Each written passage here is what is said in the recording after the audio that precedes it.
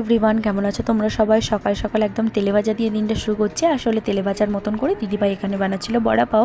মহারাষ্ট্রের favourite dish বড়া পাও, এটা তো সবাই জানো। আর কার কার বড়া পাও ফেভারিট, আর কে কে বড়া পাও ট্রাই করেছো, এই দুটোই আমাকে কমেন্ট করে জানিও। আর দিদি তো পুরো ফাটাফাটি বড়া পাও বানিয়েছিল, আমার খেতে জাস্ট ওয়াও লেগেছিলো। আমি বাইরেও খেয়েছি মহারাষ্ট্রের, আর দিদির বানানো খেলাম, দুটোই আমার ভালো লাগলো বেশ।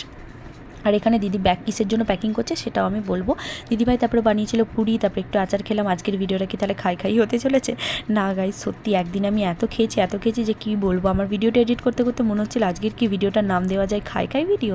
তারপর দিদিভাই এত কিছু রেডি করছে, না এগুলো আমি আবার খাবো বলে না, এগুলো অন্য কারণে, সেটাও আমি তোমাদেরকে লাস্টে বলছি। তারপর মন্দির থেকে প্রভুজি এখানে মহাপ্রসাদ পাঠিয়েছিল, সেগুলোই তোমাদেরকে দেখাচ্ছিলাম। মহাপ্রসাদ তো খারাপ ভালো এটার কোনো রিভিউ হয় না, অসাধারণ ছিল। আর বিস্কিটটার মধ্যে ড্রাই ফ্রুটস ভরা ছিল।